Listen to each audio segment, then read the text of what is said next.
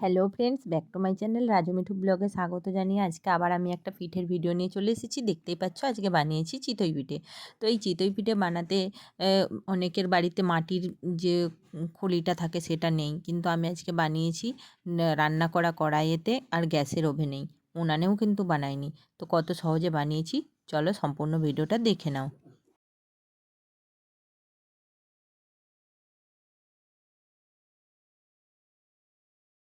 চিতই পিঠে বানানোর জন্য এখানে আমি কিছুটা চাল ভিজিয়ে দিয়েছিলাম আগের থেকেই। তো ভিজিয়ে তারপর এটাকে ভিজে যাওয়ার পরে আমি এটাকে মিক্সিং বলে দিয়ে ভালো করে একটা স্মুথ পেস্ট তৈরি করে নিয়েছি। দেখো একদম সুন্দর কিন্তু পেস্টটা তৈরি করতে হবে, যতটা সুন্দর এই বাটাটা হবে ততই ভালো কিন্তু পিঠেটা হবে। তো যাই হোক, আমি ওটাকে বাটাটাকে ঢেলে নিচ্ছি একটা বোলের মধ্যে। তো এটার মধ্যে আমি বিশেষ কিছু মেশাবো না। তো দেখো আমি কি কি মেশাচ্ছি।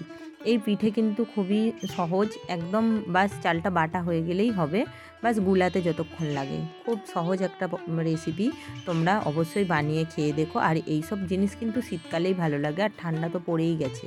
দেখো আমি যেহেতু অনেকটাই মোটা ছিল পেস্টটা, তাই আমি এখানে একটু জল দিলাম। জলটা কিন্তু আমি গুনগুনা গরম জল দিয়েছি, দেখতেই পেলে গরম জল। তো এই শীতকাল যেহেতু গুনগুনা গরম জল একটু দিলাম। গরম জলটা দিলে এই শীতকালে পিঠেটা খুব ভালো হয়। তো যাই হোক, এখানে আমি এটাকে ভালো করে একটা ব্যাটার তৈরি করে নেব। দেখো এটা গুলানোর জন্য এটা দিয়ে আমি একটু গুলিয়ে নিচ্ছি। যাই হোক, তোমাদেরকে ভালো করে দেখিয়ে দিচ্ছি ঘনত্বটা কেমন রাখবে। তো এটার মধ্যে আমি এবারে মেশাতে থাকবো অল্প একটু পরিমাণে লবণ। একদম অল্প পরিমাণে লবণটা কিন্তু দেবে। দেখো এটা দেখিয়ে দিচ্ছি ঘনত্বটা কেমন হবে। এরকম একটা হাতার সাহায্যে এরকম ডুবিয়ে নিয়ে তারপর আঙুল দিয়ে টানবে, দেখবে দাগ সরে যাচ্ছে। তো সেই মতোই তোমরা তৈরি করবে। তো ঘনত্বটা এইখানে দেখো একটু লবণ দিয়ে দিলাম, আর দিয়ে দিলাম একটু বেকিং পাউডার। বেকিং সোডা কিন্তু নয়, বেকিং পাউডার। ব্যাস এইগুলো দিয়ে এটাকে ভালো করে আবার আমি মিশিয়ে নেব। আর আরেকবার তোমাদেরকে দেখিয়ে দিচ্ছি ঘনত্বটা কেমন হয়েছে।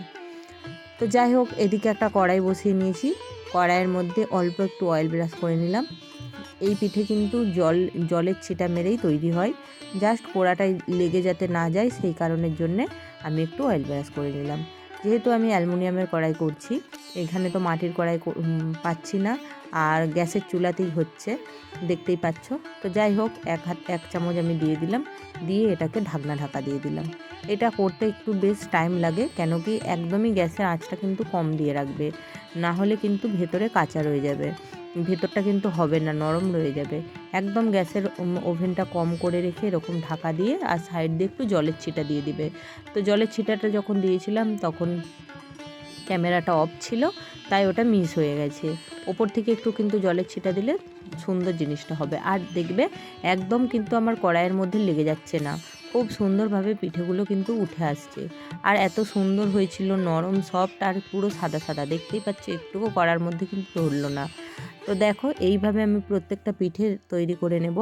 আর বন্ধুরা, আমার এই ভিডিওটা তোমাদের কেমন লাগলো অবশ্যই কিন্তু লাইক করো, কমেন্ট করো আর শেয়ার করো। আর যারা আমার চ্যানেলে নতুন তারা কিন্তু চ্যানেলটা সাবস্ক্রাইব করে পাশে থাকা বেল বাটনটি বাজিয়ে দিও, যাতে আমার ভিডিও তোমরা সবার আগে দেখতে পাও। আর যেই সকল ফেসবুক বন্ধুরা আমার এই ভিডিওটা ফেসবুক থেকে দেখছো, তারা কিন্তু ফেসবুক পেজটি আমার ফলো করে দিও, যাতে তোমরা আমার রোজের ভিডিও দেখতে পাও।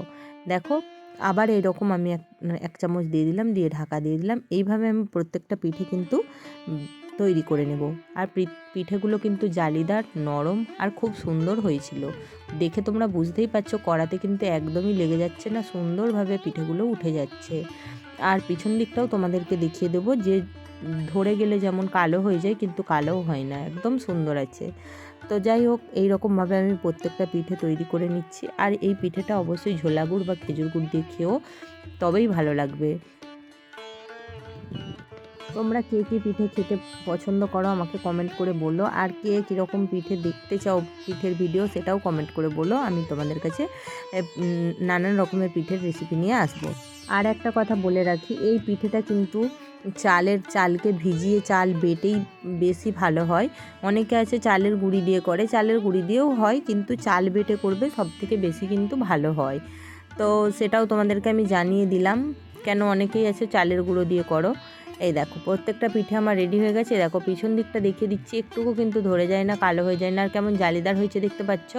একটুকু কিন্তু যে নরম রয়ে গেছে তা কিন্তু নয়, দেখো কেমন সফটও হয়েছে। তো যাই হোক, এই খেজুর গুড় দিয়ে এখন খেয়ে নিতে হবে ফটাফট করে।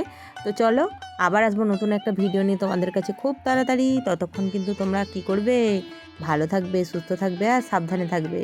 তো আর শীতকালে এরকম পিঠে বানিয়ে খেও কিন্তু। চলো বন্ধুরা, টাটা।